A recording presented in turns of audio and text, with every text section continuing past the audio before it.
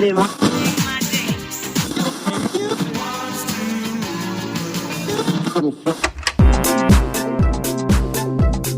Começa agora o VAT60, o podcast de tecnologia que nunca fica obsoleto.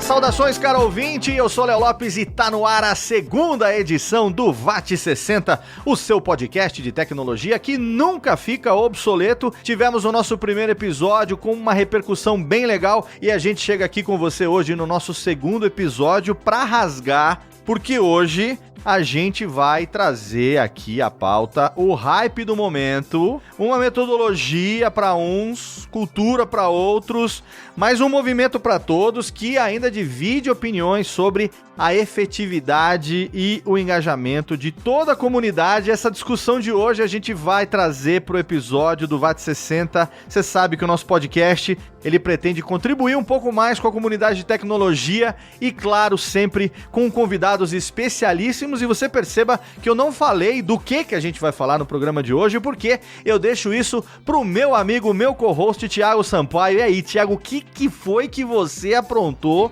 pro programa de hoje, que eu sei que o bicho vai pegar? E aí, Léo, tudo bem? Tudo, cara. Pois é, meu irmão, é isso aí. Hoje temos um assunto bem interessante para debater, né? É verdade, como você disse, é polêmico para alguns, mas ele é bem revolucionário e transformador para outros, né? Como você falou, vamos discutir um pouco sobre DevOps e sua cultura, técnica, projeto, processos e tudo que ele vem trazendo. E para começar a nossa discussão, né, igual todos os outros episódios, cada participante irá compartilhar 3 opiniões sobre o tema. Sim. Falando o que mais gosta, o que ele indica, o que ele não indica e o que ele ainda está avaliando, né? Eu, pessoalmente, no quesito DevOps, evito sempre, obviamente, porque é isso que o DevOps traz, distanciar cada vez mais esses lados tão importantes como desenvolvimento, operações, segurança, testes. Claro, se você aplica essas técnicas ou essa cultura DevOps, você vai conseguir evitar isso, né? Falando um pouco mais de ferramenta, avalio atualmente uma ferramenta chamada Rancher Server, na versão 2.0, né, que ele usa o Kubernetes. Estamos avaliando ele para, quem sabe, colocar no ambiente produtivo, né?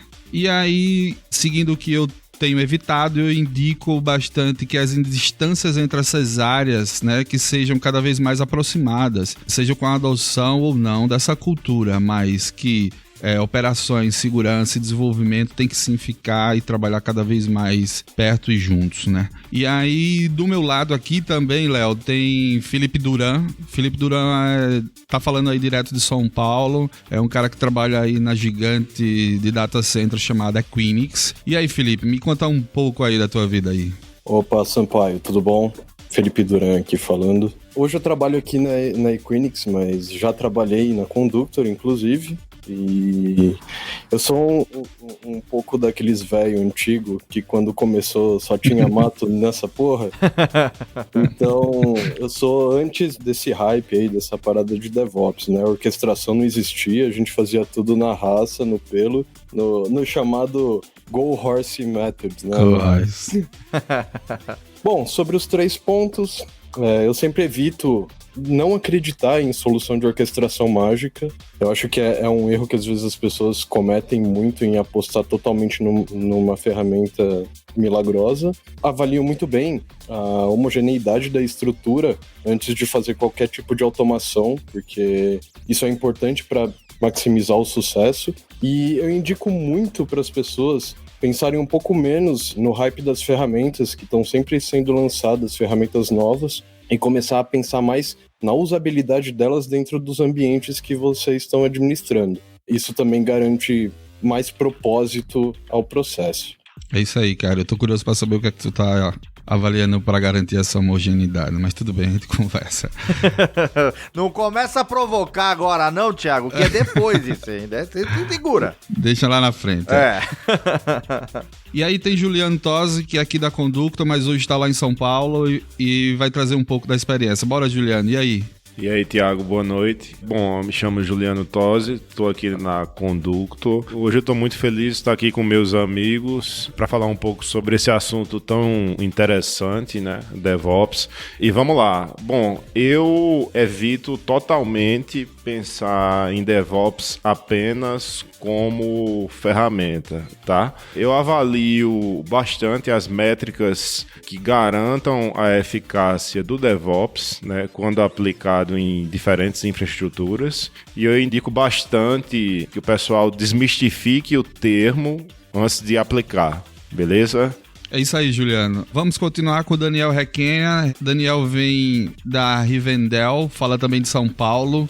E aí, Daniel, me conta a tua.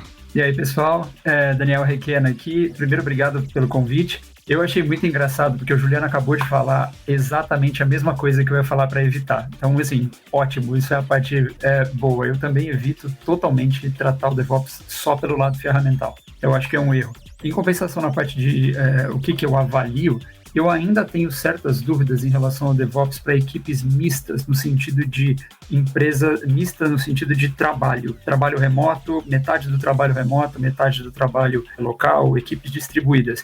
É uma opinião minha e foram as experiências que eu passei. Existem, acho que, empresas que já passaram por situações de aplicação de DevOps, empresas gigantes que têm esse cenário. Eu até gostaria de depois pegar a opinião de vocês, mas eu ainda avalio essa situação. E o que eu indico, as empresas, pessoas que querem estudar DevOps, não irem direto para os livros clássicos, porque existem alguns livros clássicos que todo mundo indica, e eu acho que entender o movimento, entender a cultura é importante, mas eu gosto muito de falar de cases, ou que as empresas leiam cases que refletem mais a realidade da empresa dela. Aquele livro do Projeto Fênix é maravilhoso, mas ele é para uma grande corporação, uma empresa gigante. Então, às vezes eu acho que você tentar trazer isso para a sua realidade, eu indico muito mais isso do que a pessoa já ir direto para as fontes, né? Tipo, do livro do Fênix, do manual de DevOps. Ah, ótimo, cara, concordo plenamente. A ferramenta não vai trazer a solução para tudo, ela por si só, né? E aí, com o fuso horário um pouco distante, tem Antônio Flávio, fala de Viena, na Áustria, que também é daqui de João Pessoa. Vai compartilhar um pouco conosco sobre isso, que tem uma experiência grande aí como DevOps. E aí, Antônio, tudo bom? Olá, pessoal, tudo bem? É isso aí, eu sou de João Pessoa, já trabalhei com o Juliano há muitos anos atrás, e muito obrigado pelo convite para estar falando um pouco sobre DevOps. Eu trabalho como DevOps, trabalhei meus últimos 6 anos para a Reliant Solutions, uma empresa de Nova York. Achei interessante o comentário que o Daniel fez, sobre a questão de trabalhar remoto, porque eu trabalhei num time de aproximadamente 15 pessoas. Trabalhei remotamente por 4 anos de João Pessoa para a empresa de Nova York, e depois eu me mudei para Nova York. Eu tenho alguma experiência com isso, e achei muito preciso esse comentário dele. E hoje eu tô na Áustria aqui e tô esperando o meu visto sair para me juntar ao Raiffeisen Bank International, também como Senior DevOps Engineer. Então vai ser muito interessante ter essa discussão com vocês aí. Sobre os 3 pontos, o que eu evito, também muito interessante. Os 3 pontos que eu vou falar, outras pessoas já falaram, acho bem legal que a gente tá bem conectado aqui.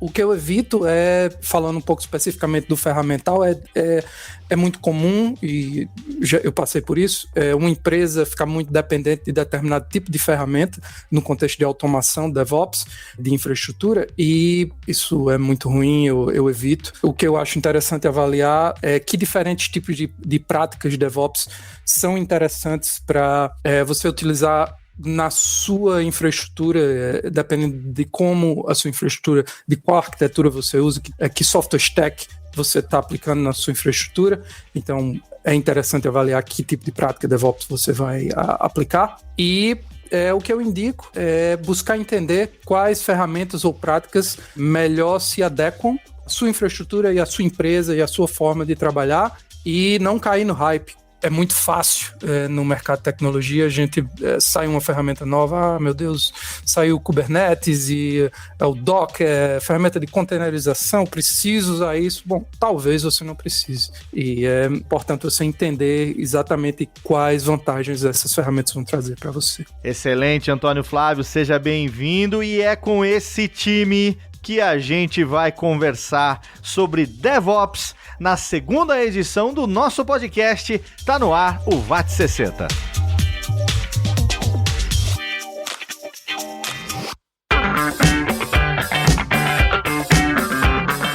No VAT 60 dessa noite, vamos falar sobre DevOps. O que ele come, onde ele vive, como ele se reproduz. Afinal de contas, meus amigos, DevOps, o que é e onde, quando, como, por quê? Quem é que pode definir pra gente? Eventualmente, é claro, a gente tem ouvintes aqui que são da área de tecnologia, mas a gente tem ouvintes que também não são tão antenados assim. Então, dando uma nivelada por baixo, eu quero saber quem pode definir pra gente, afinal de contas, o que é DevOps. Então, a cultura DevOps, eu acho que pode ser definida exatamente como o uso de metodologias do sistema de desenvolvimento de software no gerenciamento de infraestrutura.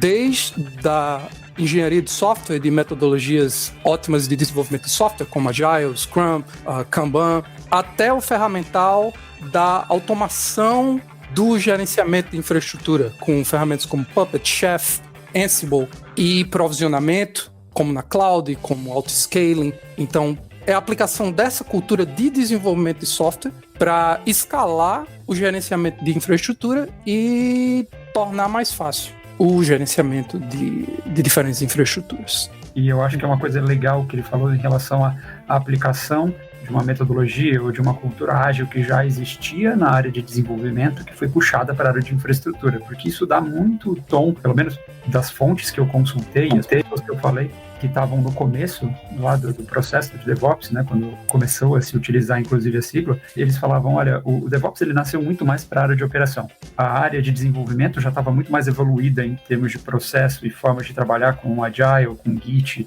e com, né, tipo, sistema de documentação, etc., do que a área de infraestrutura. Mas se a gente tiver que resumir, eu gosto sempre de falar, olha, o DevOps, ele diz, e eu tento sempre tirar da minha cabeça a palavra prega, porque tem muita gente que fala o DevOps prega, e aí fica uma conotação horrorosa de, tipo, o que ele falou você tem que fazer, né? Parece religião. Eu acho e aí vira religião, né? Eu acho muito ruim falar desse jeito. Então, eu já falei algumas vezes, tô tentando me policiar.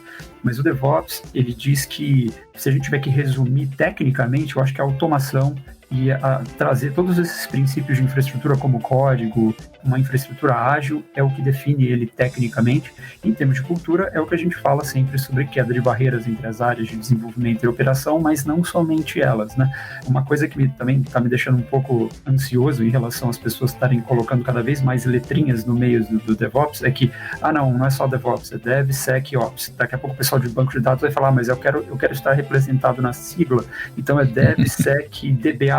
Então, daqui a pouco a gente vai sair com um verbete de, 50 letras. Então, eu gosto de resumir, gente, é desenvolvimento e qualquer outra área que permeie a parte de computação e que não esteja rolando de forma integrada. É isso que eu gosto de definir, tá? Então, assim, deixa só DevOps e qualquer outra área em volta pode se beneficiar do Ops, tá? Não é só o pessoal de infraestrutura. Exato. Eu também tenho essa visão. Às vezes os caras estão pegando e colocando o Ops na sequência como sufixo e tudo, e estão achando que também isso vai solucionar. Mas, exatamente como vocês disseram, só para complementar, para mim nada mais é do que uma cultura. Veio para diminuir a distância entre o pessoal de testes e QA lá com o desenvolvimento, né? Mas agora estamos usando muito para diminuir a distância entre infraestrutura e desenvolvimento, que é absurda. E é isso que a gente quer comentar aqui, e aí estamos aplicando a tudo, a desenvolvimento e segurança, desenvolvimento QA, desenvolvimento e relacionamento, atendimento, e enfim, com tudo.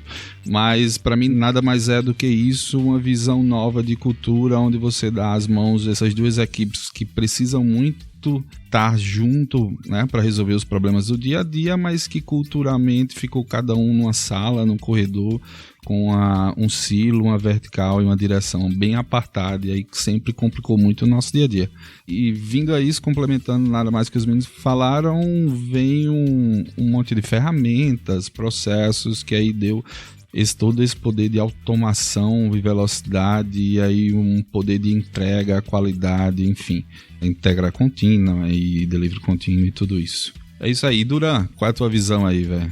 Eu tava esperando o finalzinho aí pra comentar, porque, cara, é inegável, assim, né? DevOps, a parte de desenvolvimento e a parte de operações e infraestrutura, elas nasceram de pontos bem distintos, né? O desenvolvimento, ele sempre foi muito organizado, sempre foi muito estruturado desde o início, né? Agora, quando você fala em operação, você fala em infraestrutura, há 20 anos atrás a gente não tinha conceito de firewall na rede, né? Muitos provedores de internet aqui do Brasil chegavam do roteador de borda, que era um roteador pequeno, com memória pequena, que muitas vezes não conseguia negociar uma tabela BGP full na internet, e passava direto para o seu servidor de e-mail, sabe? Passava direto para o seu servidor de aplicação. Então, muitas coisas de operações e infraestrutura, elas começaram sem padronização nenhuma e sem uma base e um comecinho de degrau ali para se desenvolver. E aí eu acho que foi muito bacana quando a parte de desenvolvimento começou a trazer mais organização para a infraestrutura, justamente para ter um crescimento ágil, justamente porque as coisas começavam a demandar muito mais de infraestrutura e não dava para esperar 3 meses para uma infraestrutura ficar pronta. E aí é onde eu acho que ele serve muito bem as duas áreas e, de fato, é um azeitador entre os dois lados aí dentro do nosso dia a dia hoje, né? E aí, Juliano? Cadê você? Então, Tiago, eu concordo com boa parte do que o pessoal já pontuou aí, mas eu queria pegar um gancho nisso que o Duran falou, tá? Eu acho que a área de desenvolvimento, ela também sofreu esse mesmo problema da infraestrutura, né? A questão é que os desenvolvedores correram atrás um pouco antes em se organizar, mas até alguns anos atrás a gente tinha ferramentas bem precárias de versionamento de código, onde a gente, como desenvolvedor, como dev, tinha muita dificuldade em identificar qual foi o trecho alterado, quem alterou aquilo ali. Então, a gente começou a buscar essa organização porque a gente tinha, sim, assim como na área de infraestrutura, vários processos, não eram nem processos, né? Várias práticas que não eram processos e geravam uma confusão enorme. A gente já vem vendo, acho que o DevOps é justamente isso, né? A gente começou a ver o interesse também pela área de operações em se organizar, em começar a documentar seus processos, a documentar e seguir os seus processos, em versionar a sua gestão de configuração, tem ferramentas para automatizar tudo que era necessário. O maior ganho que eu vi com isso foi justamente a diminuição da distância entre uma área que estava querendo promover mudanças e uma área que estava pensando meramente em estabilidade. Então, DevOps para mim é a unificação de duas grandes áreas que precisam trabalhar em harmonia para garantir o negócio dos seus clientes. Você fez uma analogia, Juliano, muito legal com a parte de desenvolvimento, porque eu fiquei pensando aqui enquanto você falava, né, de a área de desenvolvimento também tinha problemas, etc, e se arrumou antes, né? E aí eu fiquei fazendo uma analogia aos métodos de desenvolvimento, ou às boas práticas de desenvolvimento que se seguia, onde você tinha o waterfall, e tinha até nomes bonitos para o waterfall, etc, para você desenvolver o seu produto, etc, e que caos que foi isso, né? E aí o Agile chegou. Eu imagino que a área de infraestrutura chegou nesse ponto também e passou pela mesma dor. Ela inventou uma coisa que eu não desprezo, que fique bem claro, eu acho que ela tem a sua utilidade, mas que foi o ITIL, que entupiu a gente de burocracia e exatamente como o Waterfall fazia, todos os processos, o jeito que você tem que fazer, etc, engessou muito a gente. E o DevOps ele veio para trazer, acho que justamente esse movimento do Agile, que o desenvolvimento trouxe para dentro de operação.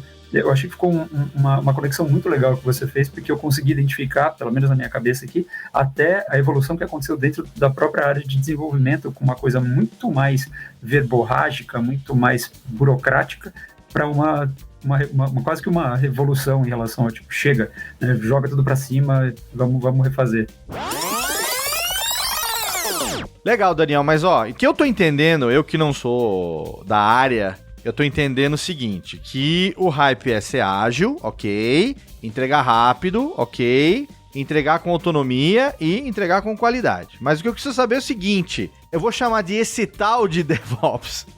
Ele é assim tão eficiente como vocês estão falando? Qual é a grande diferença? É realmente a solução? Vai ser um ponto de virada que não vai ter volta? Eu acho que eu entendi o que você quis dizer, Léo, com a hype é ser ágil. Entregar rápido eu já tenho uma outra opinião, porque o ágil e o rápido são completamente antagônicos, não é para isso, né? A gente tem essa ideia fixa de que ser ágil dentro do movimento Agile é significar fazer uma coisa rápido, Tá. mas não, é ser altamente adaptável. Então, assim, acho que desenvolvedores podem até falar com mais propriedade do que eu. Certo. Mas o Agile, ele prega, vamos adaptar, né? Vamos se adaptar rapidamente, não é exatamente entregar rápido. Mas, assim, em relação é isso, então é a bala de prata nunca vai ter. É igual qualquer outro framework ou qualquer outra metodologia onde você fala, ok, eu vou adaptar isso para minha realidade porque isso não faz sentido para mim. Eu não tenho todo esse tamanho, eu não tenho toda essa desburocratização de processos, eu não posso fazer isso, eu sou altamente regulado. Então, você vai adaptar de acordo com o que vai para sua realidade. Mas eu acho que a parte de cooperação definitivamente é um caminho sem volta. Eu sempre gosto de fazer a analogia de que DevOps não significa que operador vai ser que vai virar programador e nem que programador vai virar operador, né? Tipo, porém, eles vão ter que saber muito mais do mundo um do outro e entender dores, entender por que a minha atitude como desenvolvedor impacta diretamente alguma coisa de operação, né? Então, essa parte de cooperação e entendimento do negócio como um todo e o impacto que você causa, é impossível voltar para trás. Até porque todo mundo vai se beneficiar disso, né? E aqui a gente não está falando de ferramentas, a gente não está falando nada disso, a gente está falando de processo e cultura. Por isso que eu tendo a não falar sobre ferramental apenas na parte de DevOps. Exato, Daniel, concordo plenamente, cara. Não sei se vai ser a solução para sempre, mas no cenário em que eu vivo, eu vejo que muita mudança a gente tem conseguido depois que a gente começa a aplicar certos tipos de atitudes dita pela cultura DevOps, né, que é encurtamento dessas distâncias que a gente tem tanto falado aqui. Mas tem um ponto que eu vejo toda aquela segurança que o pessoal de operação tem. Felipe Durão pode dizer muito bem isso. O pessoal é bem calejado, bem experiente com que meter a mão em produção, mexer no que é produtivo, todo aquele cuidado que os caras têm em fechar a porta, enfim. O pessoal de desenvolvimento nunca tem isso, até porque experiência não tem e mexer em nada produtivo. Então eu vejo que às vezes tem uma autoconfiança muito grande dos desenvolvedores ou da camada de desenvolvimento quando tem a opção de mexer, né? No ambiente de desenvolvimento os caras vão lá e sempre faz algo que não deve. Daí então, com essa proximidade dos Ops, com os DevOps, a gente acaba passando essa experiência para o desenvolvimento. Então, é um outro ponto de vista, não só o desenvolvimento trazendo conhecimento e agilidade para a equipe de operações, mas operações ajudando muito na experiência de como mexer e o que mexer no ambiente produtivo. Eu vejo isso como um aprendizado muito grande para o pessoal de DevOps, para a camada de DevOps, trazendo para o desenvolvimento como um todo. Felipe, deixa eu escutar a tua opinião aí sobre essa solução. Eu já ia entrar aí para falar justamente por causa disso, porque sempre existe esse cabo de guerra, né? O mundo ideal do DevOps é que as pessoas se tornem híbridas, né? Quem é de operação e infraestrutura tem o principal em operação e infraestrutura, mas também saiba de desenvolvimento. E quem é de desenvolvimento tem o principal em desenvolvimento, mas também saiba de infraestrutura. Eu digo isso por quê? Porque quando uma pessoa vai fazer um código, ela acaba prezando um pouco mais pela infraestrutura para justamente evitar isso, que você solte alguma coisa em produção e que de repente 5 linhas de código matam a aplicação live, né? Ela para de ser responsiva para o cliente final. E aí você também tem o outro lado. Para você pegar isso em produção rápido e você resolver o problema para diminuir o downtime, você precisa saber de desenvolvimento. Você precisa pegar e falar assim, isso daqui tá com cara de que a aplicação tá estourando de requisição no banco de dados. O velho troubleshoot. E aí você acaba pegando. Então você tem que ter esse feeling. Então, mas acaba se tornando um diferencial você ser um profissional híbrido. Você conseguir justamente entender as dores do outro lado e conseguir mais ajudar e mais ir em busca do negócio, né? De resolver a questão do negócio, do que ficar no que a gente tinha alguns anos atrás, que era um cabo de guerra infinito, que, não, é aplicação, não, é infraestrutura, não, é aplicação, não, é infraestrutura, e o faturamento sendo impactado, sabe? E nunca resolvia esse cabo de guerra e ficava essa confusão. Exatamente.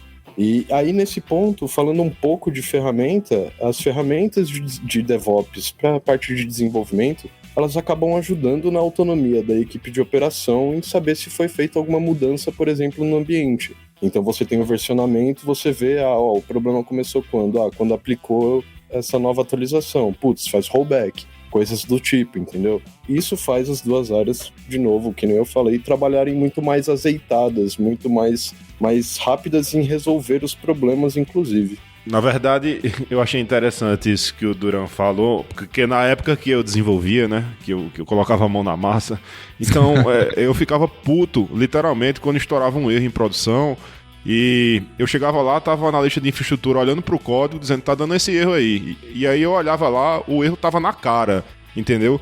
Connection Reset ou Connection Refused, não tava conseguindo resolver um SMTP ou um DNS. Eu disse, tu não tá vendo erro na tua cara não, isso aí é o log da aplicação, eu não olho pra isso não.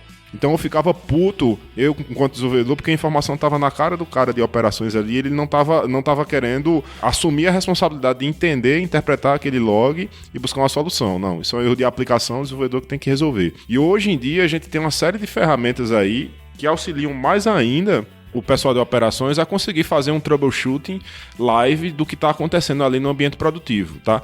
A gente só tem que ter um pouco de cuidado, porque eu estava até batendo um papo com o Thiago sobre isso outro dia. Às vezes esse troubleshooting gera um downtime maior do que o esperado, e o tempo de resposta do time de operações começa a ser comprometido. Então, aí onde entra a discussão. Vale a pena a gente fazer o troubleshooting ali, enquanto o problema está acontecendo, e já lançar um hotfix? Ou vamos fazer o rollback e com calma a gente vai fazer o troubleshooting, né?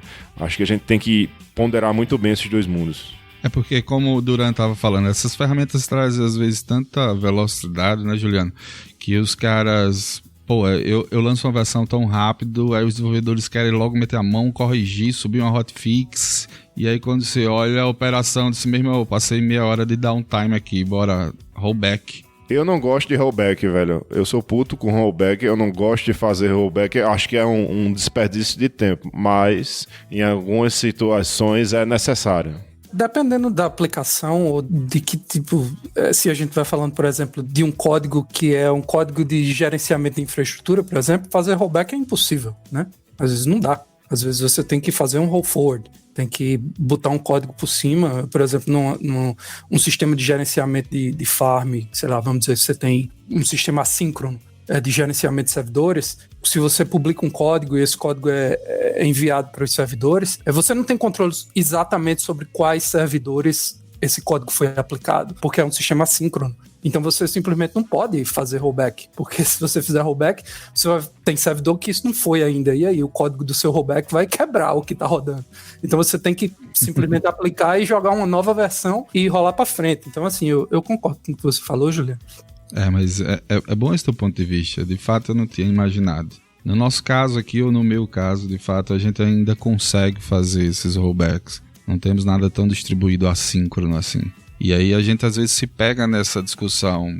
Pô, quando você vai ver, passamos um tempo tentando resolver pela facilidade que a gente tem que fazer o roll forward. E aí o rollback era mais rápido e impactava menos. Eu gosto muito de usar sempre uma frase que um ex-chefe meu falava, que é muito verdade, né? A gente não pode nunca esquecer que a gente tá num avião trocando a turbina em voo, né? Então, eu acho que é isso. Se você analisa e vê que existe a possibilidade de tocar o barco adiante sem fazer o rollback, essa sempre vai ser a melhor opção, porque você resolve dois problemas. Você resolve o problema da parada eventual que ocorreu e você resolve o problema da atualização que você já tinha que fazer. Se você fizer o rollback, você resolve um problema só e você continua com outro problema dentro de casa para resolver, né? Mas é isso, a gente tem que ser muito coerente com relação ao tempo que isso demora, porque senão, de fato, se você tiver, por exemplo, em uma operação de call center, a multa é pesadíssima por minuto de pé à parada, sabe? São coisas que aí acabam entrando em questões muito sérias, assim, muito palpáveis, que é diretamente no faturamento, diretamente no dinheiro, né?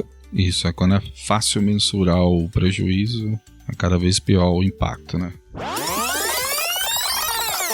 É isso aí. Pelo que eu tô vendo aqui, todo mundo um pouco concorda com essa cultura, com essas técnicas, processos, whatever, sobre DevOps, né? Mas qual dos dois mundos se adequa melhor a esse cenário? Tendo em vista que um DevOps precisa jogar nessas duas áreas, seja desenvolvimento, operações e até infraestrutura, obviamente. Pergunto para vocês, a nível de perfil mesmo do profissional, qual o melhor perfil para formar um DevOps, né? Ele deve ser vindo naturalmente de desenvolvimento ou infraestrutura? Esse mercado tá bombando, muitas vagas estão surgindo, e aí a gente precisa formar esse profissional. E eu pergunto para vocês, ele é melhor ser um desenvolvedor ou um cara naturalmente de infraestrutura? Olha, eu acho que não é uma regra fixa que define isso, tá? Existem N variáveis que a gente precisa avaliar, depende muito do profissional e da formação do profissional e da experiência do profissional, né?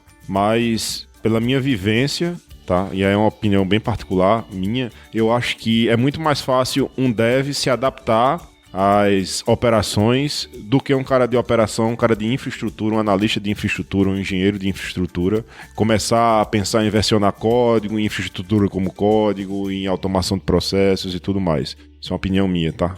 Eu acho que o campo de exploração de desenvolvimento ele é muito maior. E hoje em dia a infraestrutura não demanda mais tanto desenvolvimento como há anos atrás, né? Hoje em dia as coisas já estão mais sólidas, mais prontas, e o profissional de infraestrutura ele sai mais cru para o mercado do que um profissional de desenvolvimento. Eu concordo. Eu tenho uma opinião um pouco mais mamilos, né? Um pouco mais problemática em relação a isso. Ando entrevistando desenvolvedores falando, cara, gostei muito da área de operações, comecei a me interessar, gostaria de ir para essa área, gostaria de trabalhar com DevOps. É claro que a adaptação desse cara para o mundo de infraestrutura como código e todo ferramental é muito fácil, porque Jenkins, que também se usa para infra, é um negócio que se usa muito mais tempo em desenvolvimento.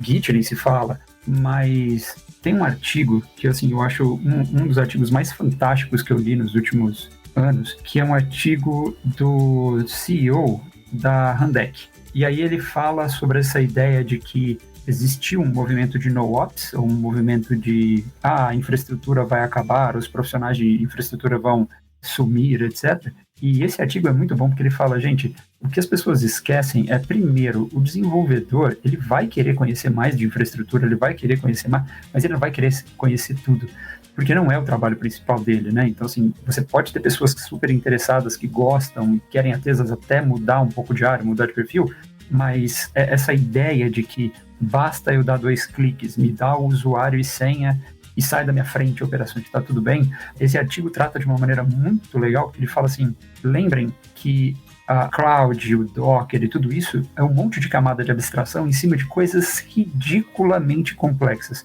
E que essas camadas de abstração, elas vazam. Ele ainda chama de leak.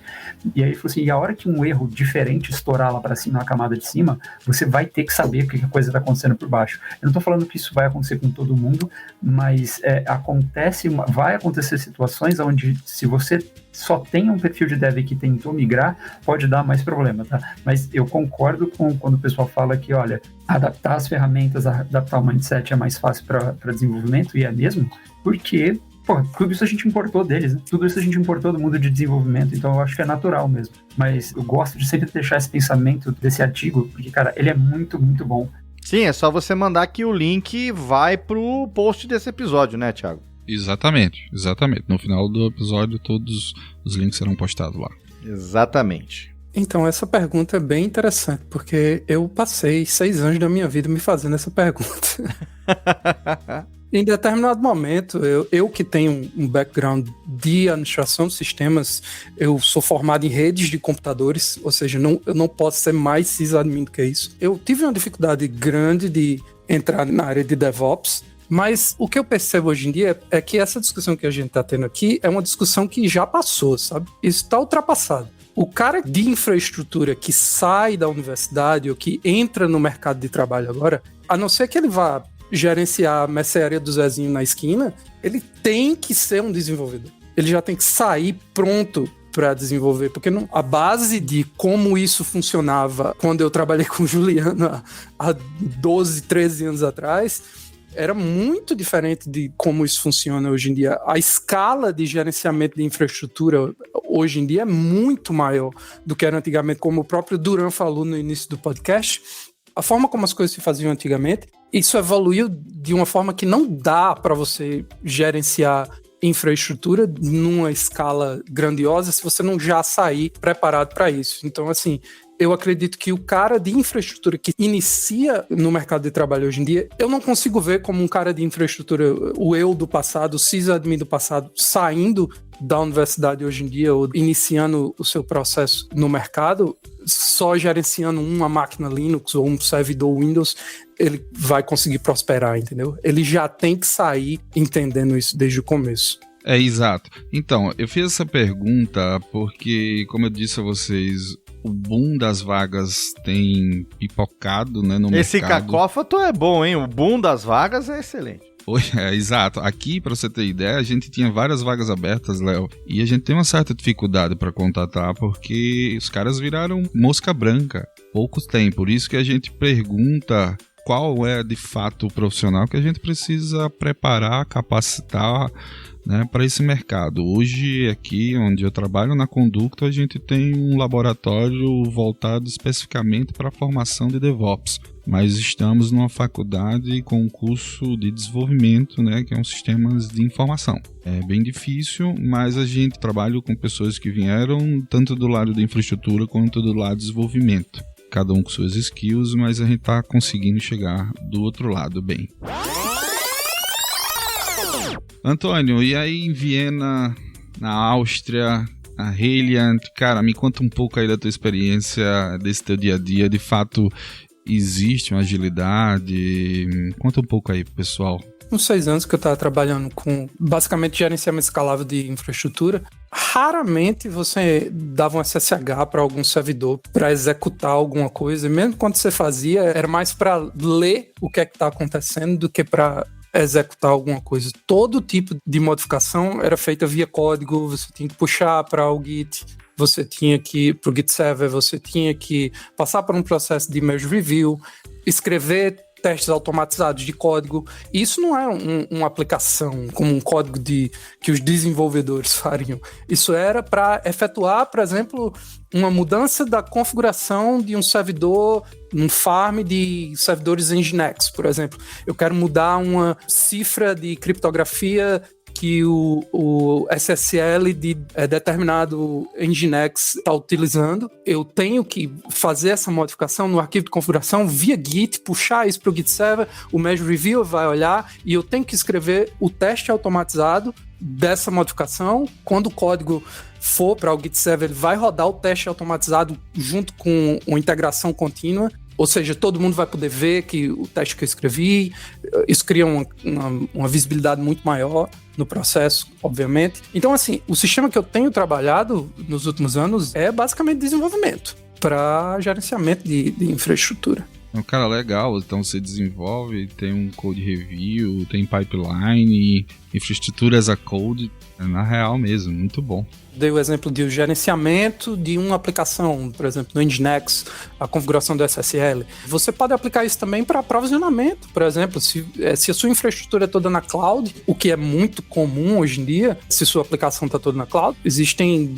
DSLs hoje que, como o próprio framework da AWS, o CloudFormation, ou você pode usar Terraform para, por exemplo, gerar um código que vai ser revisado, que vai ter teste, que vai para o seu Git Server, e quando esse código for aplicado, você vai estar levantando ou matando máquinas, ou levantando ou matando serviços direto na AWS. O Terraform e o CloudFormation são código para gerenciamento de infraestrutura mesmo, assim, para provisionamento de serviços, né? Então, assim, você vai a qualquer nível, né? Desde o gerenciamento de um DNS, ou de um arquivo de configuração, ou a inclusão de um usuário num sistema, ou em uma máquina, ou em 5 máquinas, ou em 10 mil máquinas, a mesmo criar máquinas que não existem e definir IPs e configurar firewalls numa cloud da vida.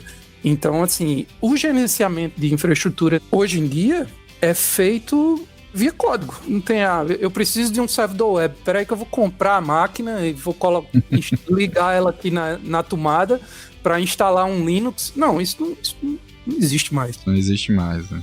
Eu gosto dos sinais dos tempos. Eu tenho uma talk que eu fiz algumas vezes já, e uma das partes no comecinho eu pergunto quem é Dev, quem é Ops, né? E aí eu comecei a incluir uma pergunta que eu falo assim, quem aqui nunca viu um servidor físico? E, cara, mais e mais pessoas estão levantando a mão. É incrível, assim. O pessoal no trabalho, o pessoal aonde eu trabalho, teve 1 ou 2 caras que levantaram a mão, falando, não sei o que é. Isso é muito louco mesmo. Agora, uma coisa que o Antônio falou que eu acho muito legal, eu concordo totalmente com ele, que alguém que saia de uma faculdade, etc, deveria estar formado desse jeito. Agora, Antônio, não sei se você ficou muito tempo em Viena, cara, porque assim, se você me falar que tem gente saindo da faculdade sabendo tudo isso, eu falei, caraca, realmente o Brasil tá com um problema grave de educação. Ou pelo menos onde eu tô, tá? Só pra saber. Eu falei, claro, sendo bastante otimista, né? Mas não, eu imagino que isso não seja assim. Esse é o ideal, né? Seria que as pessoas que saem de uma universidade ou entram no mercado de trabalho pretendendo trabalhar com infraestrutura, eles já saiam com essa ideia de que, do que eu falei, né? Você não vai instalar um Linux numa máquina mais, como eu fiz muitas e muitas vezes na minha vida. Você não vai fazer mais isso. Existem ferramentas em que você vai escrever um if, alguns ifs, alguns fors, e você vai fazer isso em 10 mil máquinas de uma vez só. É isso que você vai ter. Você tem que estar preparado para fazer isso. O ideal seria que todo mundo tivesse. E é engraçado, né? Um negócio que você falou, tem um livro do Keith Morris que chama Infraestrutura como Código, que é muito bom. E ele fala sobre que o Antônio estava falando de você desenvolver os testes, inclusive para códigos de infraestrutura. E ele falava assim, se você estiver gerenciando infraestrutura como código de forma automática, você tem que testar. Porque se você está colocando alguma coisa em produção em 1 ou 2 servidores sem testar, é como se estivesse brincando de roleta russa com a sua infraestrutura, né? Ele falou, mas se você está fazendo isso numa escala com essas ferramentas de DevOps, etc., você tá brincando de roleta russa com uma metralhadora. Porque, cara, a hora que você apertar o botão, isso vai disparar para uma quantidade imbecil de servidores e o dano é muito maior. Teste para infraestrutura é essencial e é super difícil, tá? Eu queria deixar isso bem claro. Ô, Daniel, mas já que você tá falando isso, como é que é aí a sua experiência aí na Rivendell, né? Você tem alguma experiência marcante que você pode compartilhar com a gente aí na utilização da cultura ou não? É que aqui na Mandic Rivendell a gente respira isso, né? Então, as pessoas, né, que entram... É o DNA, né? Exato. Então, as pessoas que entram aqui, quando elas entram como júniors ou como estagiários, cara, aí sim eu chamo de religião, porque o negócio é quase que uma doutrinação, tipo, não criarás máquina que não seja por Ansible, Terraform, não, é bem assim, sabe? Assim, os caras que a gente consegue formar depois de um tempo são absurdamente técnicos e bons no que fazem, porque eles já foram ensinados desse jeito, mas eles não chegam pronto, estão muito longe de chegar prontos. E quem entra querendo aprender, normalmente dá um passinho a menos na carreira, etc., porque quer entrar nesse mundo, quer aprender a fazer as coisas na prática. Então, assim, a minha experiência em relação a como todos os projetos são conduzidos, etc., é a melhor dos mundos. No meu caso é mais fácil. Então, assim, uma consultoria tem que reforçar os melhores padrões e usar as melhores práticas, etc. O que eu vejo quando a gente vai eventualmente implantar num cliente, aí sim é uma resistência maior, aí sim é uma adequação de cultura e de ferramental que muda completamente a forma da pessoa trabalhar. Por isso que a minha experiência em relação a um desenvolvedor pegar o ferramental mais fácil é nítida. Agora, cobra criada em casa é diferente, né? E aqui a gente tem que fazer de outro jeito, é um pouco mais simples, né? Mas é bem pela experiência do Antônio também. Sempre pensando agora em infraestrutura como código, ninguém coloca a mão em nada, coloca teste em tudo, é sempre assim. Entendi. E você aí, ô Felipe, na gigantesca Equinix, como é que tem sido o seu dia a dia? Bom, aqui eu acho que é um pouco diferente da maioria dos casos, porque aqui dentro a gente tem um ambiente muito heterogêneo, né? Aham. Então, existem diversos níveis de serviço que são prestados. O core, hoje, ele é todo feito o deploy centralizado. Isso agiliza muito, porque ao invés de você entrar em 20, 30 equipamentos para passar VLAN de cliente novo, coisa desse tipo, você faz isso em um clique e acabou. Você não tem mais que se preocupar. Mas quando a gente fala de gerenciamento de cliente, né, o chamado hosting, aí você acaba esbarrando em uma série de questões, né? Tem as particularidades, por exemplo, a gente tem dificuldade com a Conductor para conseguir alguma automação, porque tem uma série de regras, inclusive pela questão de ser uma empresa de pagamento, uma empresa do ramo financeiro. Uhum. Então, isso acaba quebrando um pouco. Mas na infraestrutura core da Equinix, desde a época de ponto condomínio, desde a época de Alog, sempre foi feita muito bem a lição de casa aqui. Existem, a maioria das ferramentas que existem, elas foram desenvolvidas dentro de casa, não tem nada de mercado, e elas funcionam muito bem desde de que foram desenvolvidas. E elas agilizam muito, mas muito mesmo o processo. Infelizmente não tenho contato suficiente ainda com a Equinix em si, né, com os sites fora do Brasil, então eu não posso opinar como é o dia a dia deles lá fora. Mas eu tenho praticamente certeza que é basicamente baseado em DevOps. Inclusive porque lá a maioria dos outros países não existe nem o produto de hosting, de gerenciamento. Então isso é uma coisa que o Brasil está inclusive tentando exportar para as outras unidades.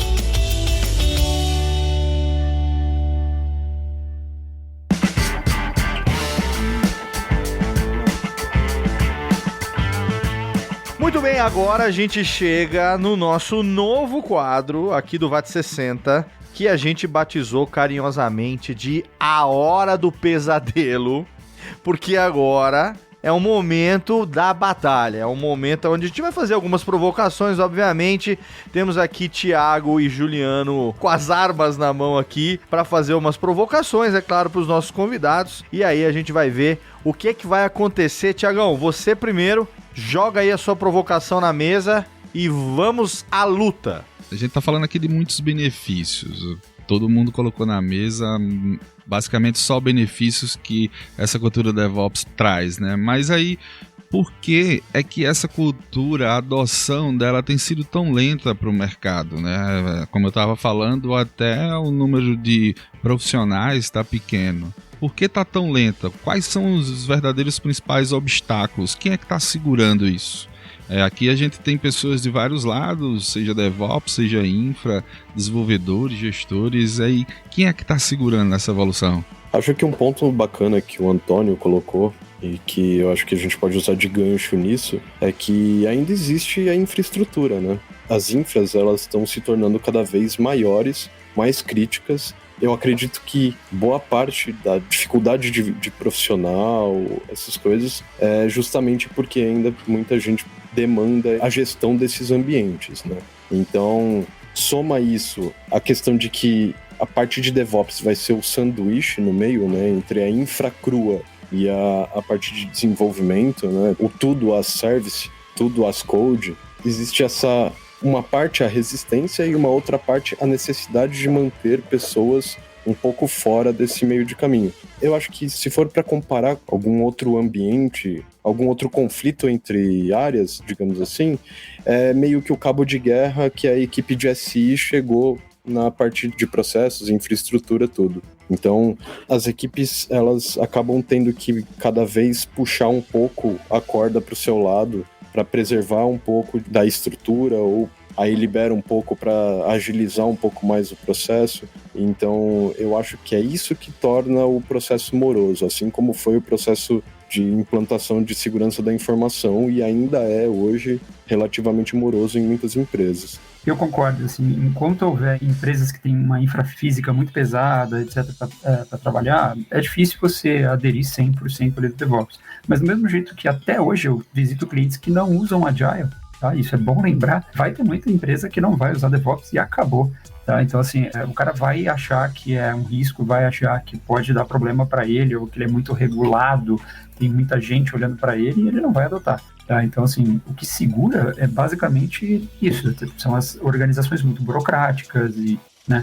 E eu gosto de lembrar um outro ponto sobre a adoção, é que o DevOps, ele, querendo ou não, ele acabou nascendo nas startups. Ele acabou nascendo em empresas que são mais horizontais e não tem tanta verticalidade de cargos e 35 mil coisas. E por isso que eu falo que a cultura DevOps ela é difícil de ser implantada em certos momentos, porque ela dá uma responsabilidade muito grande para as pessoas e tem empresas que são tão burocráticas, tão verticais, que falam, não, cara, você não vai ter esse poder, você vai ter que passar por mim primeiro. Então, assim, é uma barreira cultural e uma barreira, às vezes, de regulamentação muito grande.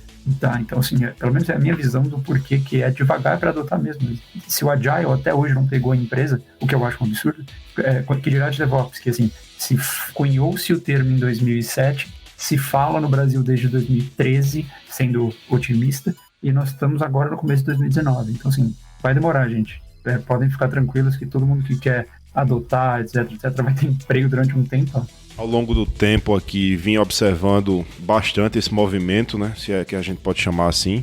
E eu lembro que esse termo ele deve ter sido cunhado ali por volta de 2006, 2007. Eu lembro que teve uma palestra aí do pessoal da Flickr, que foi a primeira vez onde se falou sobre o termo DevOps. Eles estavam falando sobre como fazer vários deploys no mesmo dia, alguma coisa do gênero. Eu já, inclusive, vi essa palestra, né? Mas a minha inquietude com relação ao pessoal de operações, né? Quando eu falo pessoal de operações, os engenheiros de infraestrutura, por que eles demoraram tanto para acordar para uma coisa que era tão óbvia, né? Ou seja, não dá para eu ficar gerenciando máquinas na mão, entendeu? Por que a infraestrutura levou tanto tempo para acordar para isso, entendeu? Eu vi até pouco tempo atrás, e ainda vejo hoje em dia, para ser sincero, em algumas empresas, que o pessoal de infra se preocupa muito em proteger o valor do negócio, ou seja, garantir a estabilidade. E o pessoal de desenvolvimento sempre teve o mote de se preocupar em aumentar o valor do negócio. E aí eu não tô querendo fazer uma distinção de classes aqui, se é que a gente pode falar nesses termos. Mas eu vejo que existia uma espécie de receio pela parte da turma de operações em inovar. Não, eu não quero inovar nada, eu só quero garantir que tá tudo funcionando porque eu quero ter meu fim de semana tranquilo e eu não quero que nada caia, entendeu? Deixa esse cara de desenvolvimento fazer as coisas que ele quiser fazer, mas eu só vou colocar para dentro da minha infraestrutura, do meu ambiente produtivo, quando tiver todas as evidências de teste, quando tiver a GMUD aprovada por todos os diretores, enfim. Por que o time de infraestrutura teve tanto receio em adotar a agilidade no seu dia a dia? Peguei isso como provocação, hein? Aí eu fiquei bravo agora, tô brincando.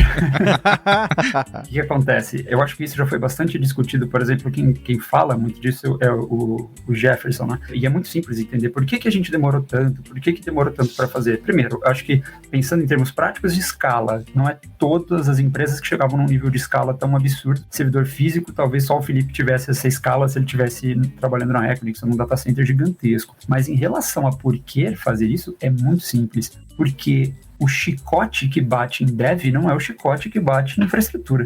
Isso é muito nítido, né? O chicote de infraestrutura é: se cair eu te demito, vou te arrebentar, sabe? Tipo, não faça isso, testa, não coloca nada em produção. O chicote da diretoria sempre foi esse. Sempre foi o: não coloque nada que desestabilize as coisas.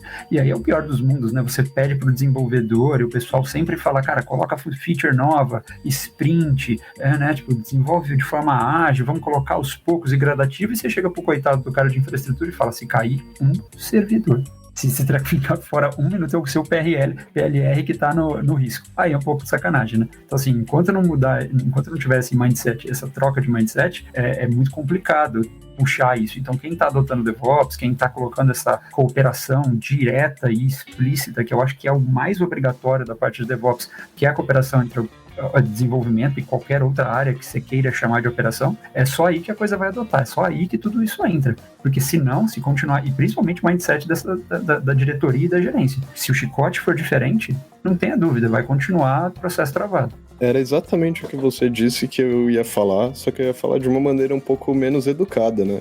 O problema é, a bunda, quando esgota recurso de infraestrutura, é sempre de operações e infraestrutura, nunca de desenvolvimento, né?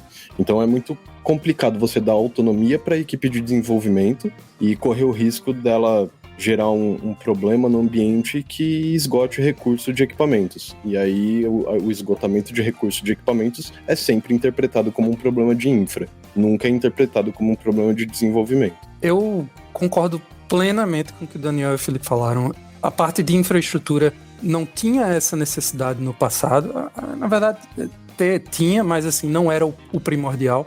E muito porque a confiabilidade sempre foi muito mais importante no gerenciamento de infraestrutura do que a entrega de coisas novas e de features, como foi no sistema de desenvolvimento. E o segundo ponto é a escala, obviamente. E é interessante ver isso, porque até os DevOps, existe uma outra vertente de DevOps, que é criada pelo Google, que chama de Site Reliability Engineer. Eles não chamam de DevOps Engineer, eles chamam de o engenheiro da confiança do site, né? É como eles chamam. É tipo, você tá ali para garantir que aquilo tá funcionando perfeitamente. Mesmo as metodologias DevOps são utilizadas para garantir que aquilo tá funcionando perfeitamente. Então, é 100% isso. É escalabilidade e confiança. E no processo de desenvolvimento sempre foi a entrega de features o principal. Nós respondemos, eu gostaria de uma resposta, porque eu fiquei meio ofendido.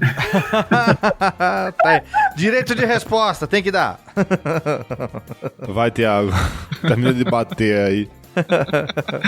Cara, eu concordo com todos, mas também tem um ponto.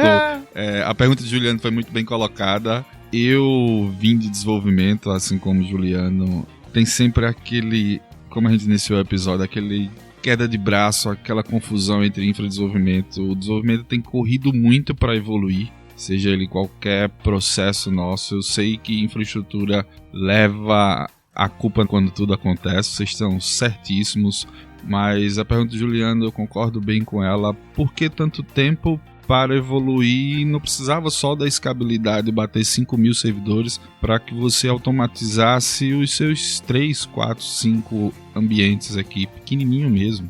Mas por que tanto tempo para evoluir isso? E aí, às vezes, o desenvolvimento sempre vinha naquela evolução dela de frameworks, seja frameworks ferramental, seja frameworks de processo, e uma resistência muito grande da parte de operação de infraestrutura. Ao meu ponto de vista, e aí é uma opinião minha, acho que tem sim uma resistência da parte de infraestrutura para que aceite alguns tipos de evoluções, mas aí eu sei que isso é cultural, né? E aí é tanto que eu sou um dos caras onde eu trabalho que eu bato mais na tecla para fazer essa junção dos caras. Então você está dizendo que infraestrutura ela não evolui? Não, pô, evolui. Granularidade. Quando você tem 3 servidores, se for feita uma merda no ambiente em produção, você perdeu 2, você tá na roça. Quando você tem 5.000, se for feita alguma merda em produção, você perdeu 1.000, você tem 4.000 ainda. Essa é a principal medida. Então, quanto menos servidores, menos a gente se arrisca. E eu, de certa forma, acho que isso é uma coisa boa ainda para infraestrutura, de verdade. E só para devolver um pouco dessa propagação, né? Eu não lembro se foi o Humberto, não sei quem que tava falando, que no começo ele falou, eu chegava do lado de alguém e falava, olha aí, o erro tá na sua frente, deu connection resetted by peer, deu connection closed. E engraçado, cara, que olha como é questão de experiência, né?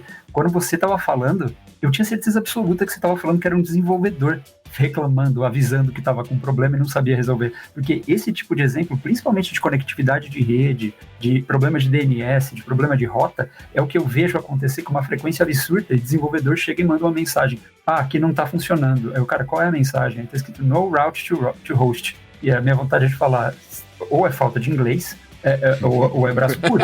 Entendeu? Ou é o pessoal de telecom que não abriu a rota lá que deveria ter aberto para o ambiente de desenvolvimento. Sempre tem, às vezes. Ainda bem que a gente não tá presencial aqui.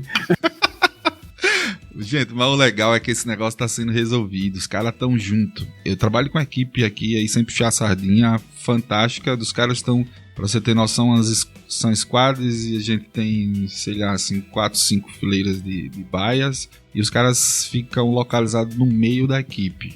Obviamente os acessos são separados, tudo o mais devidamente separado, mas a gente tá bem próximo hoje, e a gente tá chegando. O troubleshoot, a gente tá do lado, os meninos que estão agora entrando em DevOps e que vêm de infra, whatever, não consegue saber às vezes o que é um exception lá, e a gente tem se ajudado, a gente tá conseguindo lá, estamos evoluindo junto, estamos com um laboratório aqui voltado especificamente para pesquisa e desenvolvimento para infraestrutura, sendo tutoriado por uns desenvolvedores e por pessoal de infraestrutura, então eu acho que a gente vai sair do outro lado.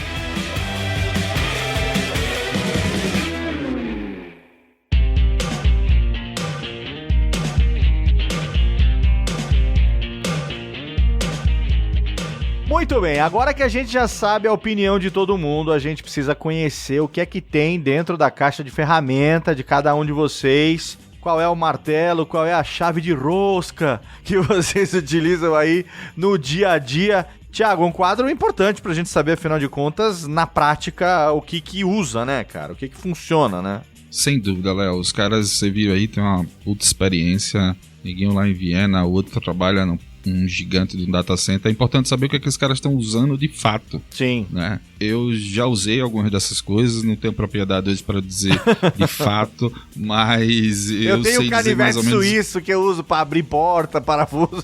Exato. Mas eu sei o que o pessoal aqui está usando. A gente tem uma ótima experiência aqui uma ferramenta de orquestração para nosso ambiente produtivo que chama-se Rancher Server. Ele usa um orquestrador por baixo que é o Kettle, mas a gente está migrando para o Kubernetes. E é Docker, obviamente, Unix, Azure, GitLab, para CI, CD, Splunk, Slack, Sentry, e as siglas vão só aumentando.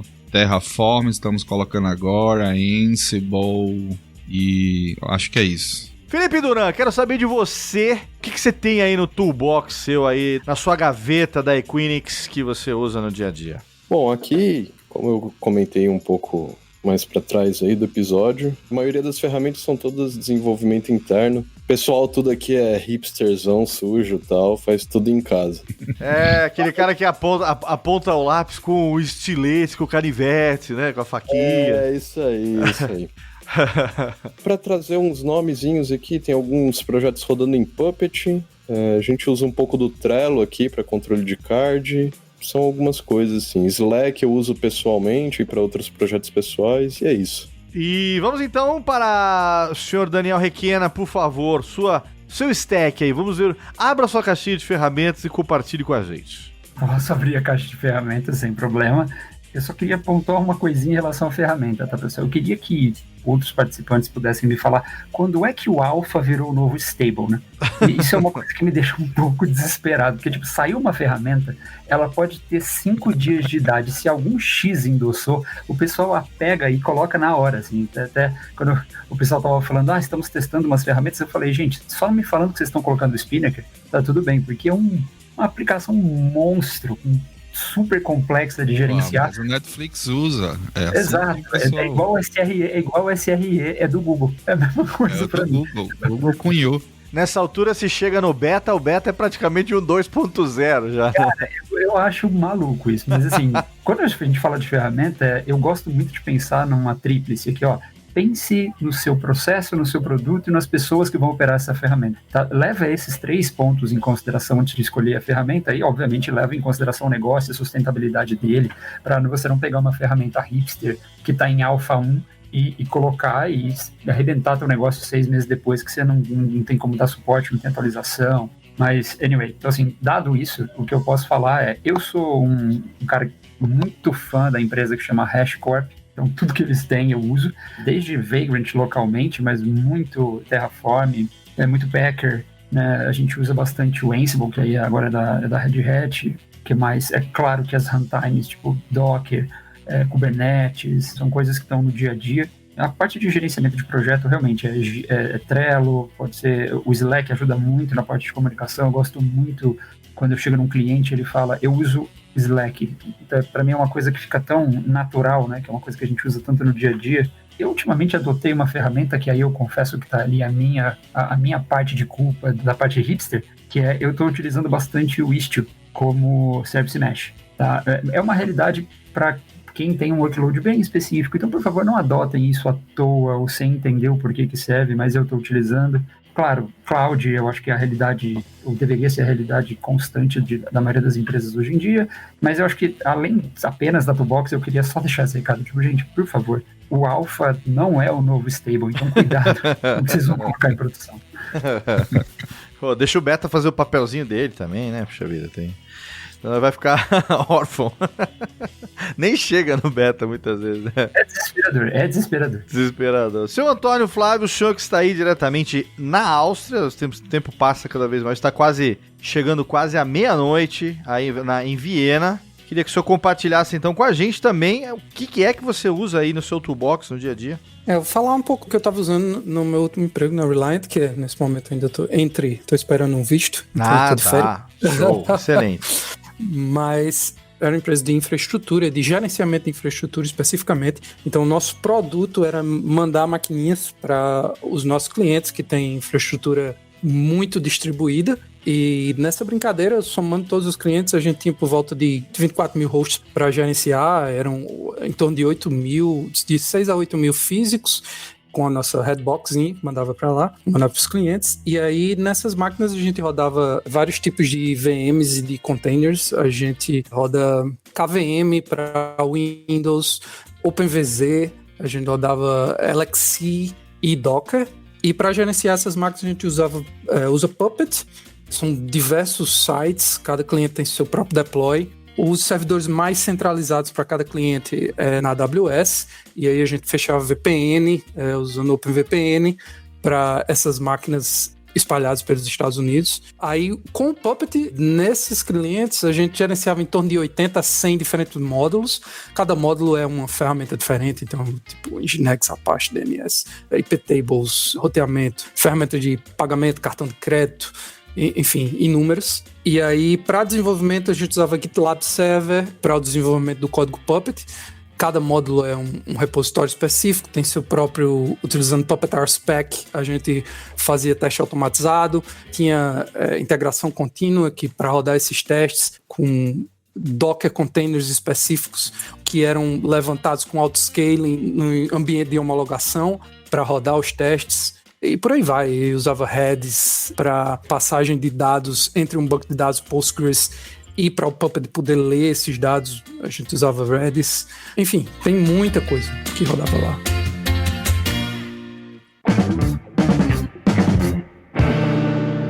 Segunda edição do VAT60, um programa totalmente excelente com especialistas em DevOps, pessoal que trouxe opiniões embasadas na experiência, no uso, no dia a dia.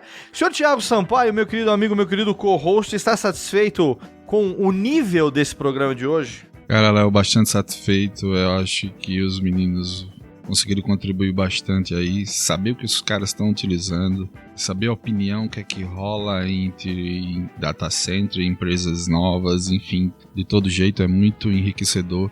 E aí eu queria agradecer a participação de todos vocês, né? Antônio tá vindo aí nesse fuso horário tão diferente aí em Viena, pessoal de São Paulo, Felipe, Daniel e aí Juliano, pô, muito legal. Agradecer a presença de vocês e, obviamente, teremos várias gravações e vários podcasts. Exatamente, quero agradecer então nominalmente a cada um dos nossos convidados, começando por ele que está mais longe, diretamente da Áustria, lá em Viena. Antônio, obrigado pela sua participação aqui no VAT60. Deixa para o nosso ouvinte aí que quiser, eventualmente, uma rede social, um LinkedIn, algum site, alguma coisa. Quem quiser conhecer mais do teu trabalho, não sei se você tem aí esse hábito social que a gente tem aí no dia a dia. Tem algum link que você quiser deixar, é só colocar aqui pra gente também. Além de você falar também, a gente publica no post do programa. Obrigado pelo convite. A conversa foi sensacional, muito bom discutir com outras pessoas que trabalham em diferentes áreas que eu trabalho e é muito bom compartilhar experiências. Fico muito lisonjeado, muito obrigado pelo convite. Sobre as redes sociais, meu login é sempre Antônio Flávio FR em todas as redes sociais, LinkedIn, Twitter, Facebook e GitHub.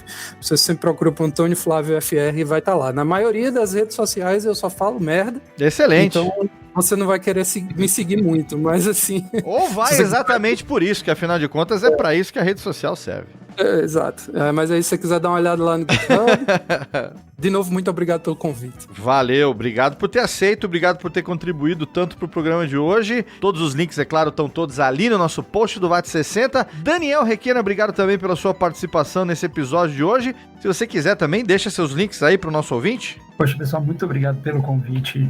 Agradeço demais. Eu adoro participar desse tipo de programa que a gente consegue colocar várias visões, tanto de Dev quanto de Ops, ou até mesmo várias vivências da parte de Ops. Eu acho enriquecedor, foi fantástico, gostei muito. Ainda tô carregando aqui comigo atrás da minha cabecinha aqui a provocação. Não sei se vou conseguir dormir direito hoje.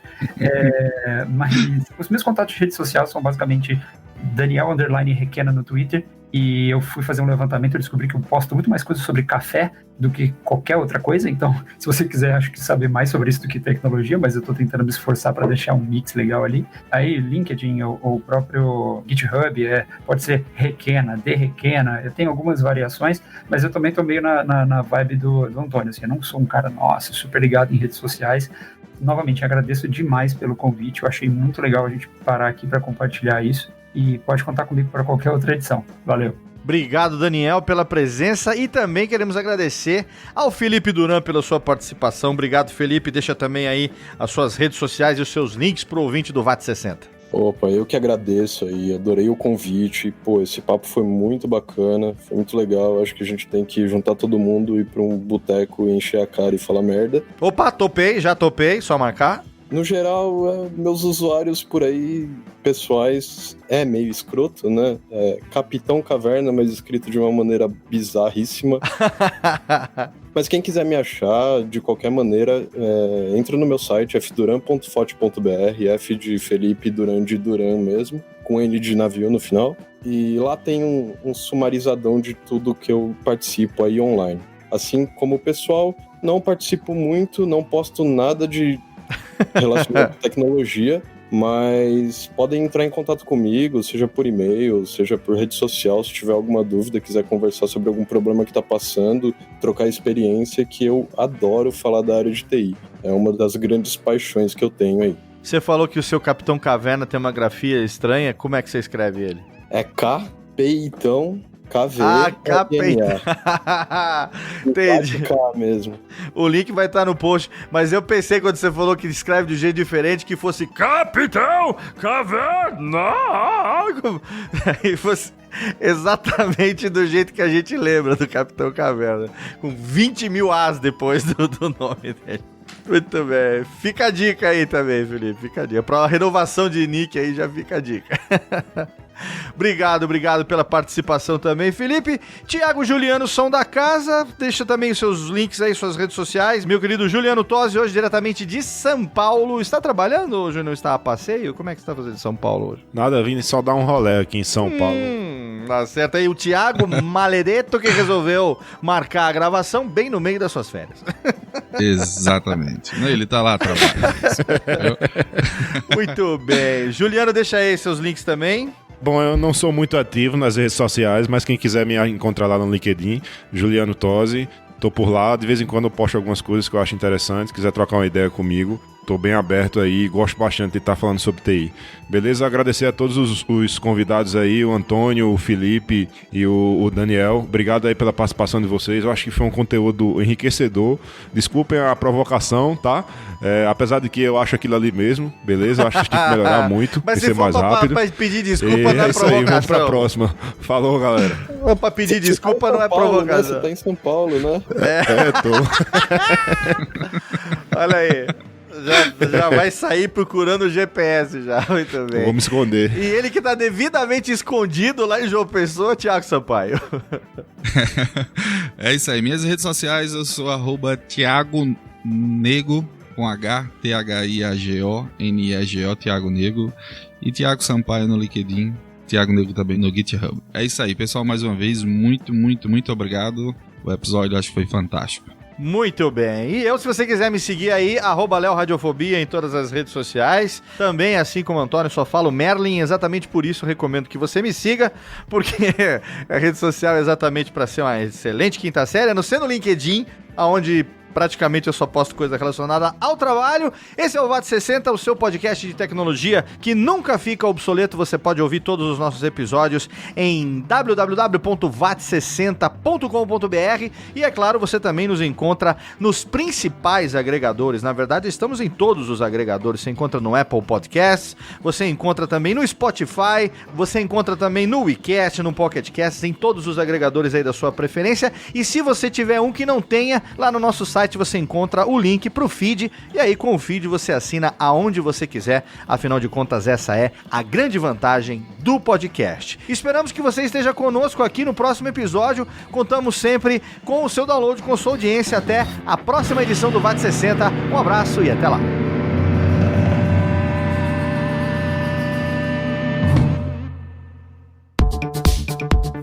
Você ouviu o VAT60, trazido até você pela Conductor Tecnologia e Meios de Pagamentos. Acesse www.vat60.com.br e nos siga nas redes sociais.